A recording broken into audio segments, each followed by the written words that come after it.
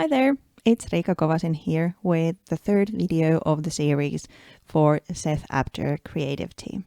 Whereas you might have used visual or oral sources for journaling previously, I'm thinking that smell isn't one of the most used, at least. So I'm going with the Finnish theme. I thought about scent or smell that I would then combine with Finland.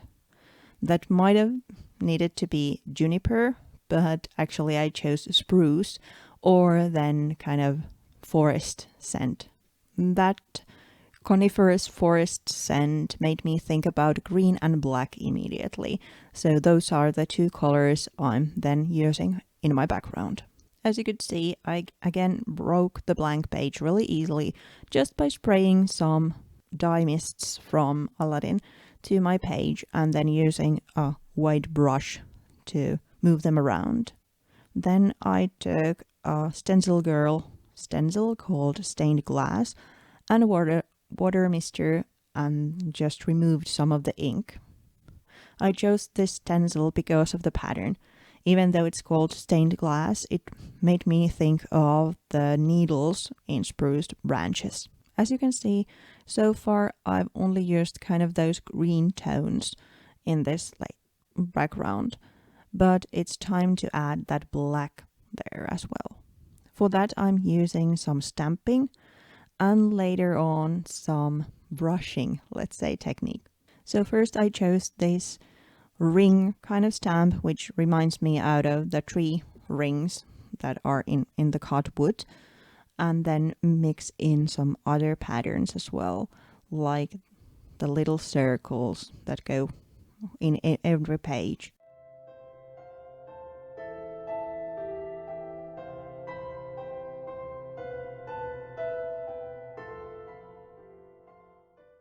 Then it's time to add some markings to the page.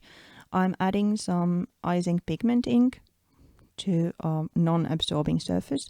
Add some water on top, so make it a little bit more fluent. And then take a branch of a spruce and use that as my brush.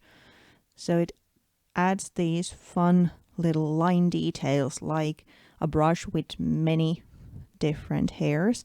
And I also use it to add some splashes or little dots to my page. And here you can see the finished background with the spruce markings. Then again, I cut the sheet a little bit smaller and adhere it to my art journal. Like in the previous pages, I'm using again Tim Holtz paper doll as my focal point.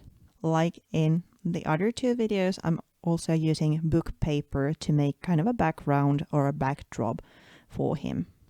But this time I'm also adding some pattern cardstock in the mix.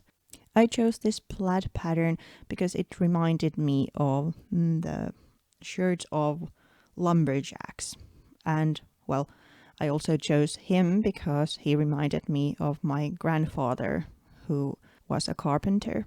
Like in the previous pages, I also add some washi tape to my page. Now I have again composition going on, but it's floating on top of the green page, let's say, so I need something to bind it to the background layers.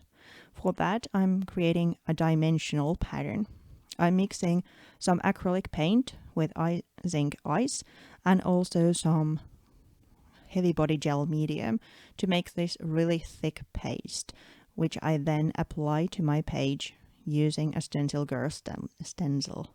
The pattern kind of ties the background layers together with the layers coming on top, and I'm adding a little bit of texture by using that as well.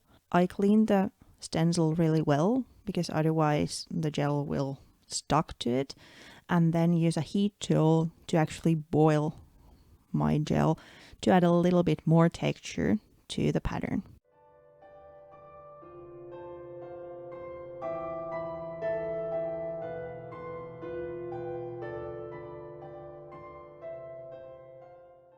After that, I'm highlighting some of the dots I have in the background, because again, this time I do have a lot of black, so there's that end of the contrast, but I felt that the white elements or the light elements were a little bit just in a couple of places. So by adding some white paint to the background, I can make that white or light more visible throughout the page. To add even a bit more forest feel to my page, I die cut some spruce branches out of green cardstock using Sizzix dies and then adhere them to my page. As I'm feeling a little bit lazy when adhering the little branches to my page, I actually cut a square out of a black cardstock, add some double-sided tape and craft glue on it, and then just push it on top of the branches. So that way that square kind of locks everything in. After that, I add the paper doll on top using again foam tape. Then it's time to find a place for that pine cone, and then I realized that the black is now too black. I need something to balance it, so I add another one to the top cluster as well. Now they are a little bit too visible, especially the one on the top. It's the highest contrast at the moment. So I'm using a green Posca marker and adding those scribbles I have going into 2 other pages as well this time on top of those 2 black areas. Like in the previous 2, I then make the journaling after taping the video. And again, you can find the translation of that in my blog. Here are some detailed shots of the page. And I really hope you liked the series and they gave you some ideas.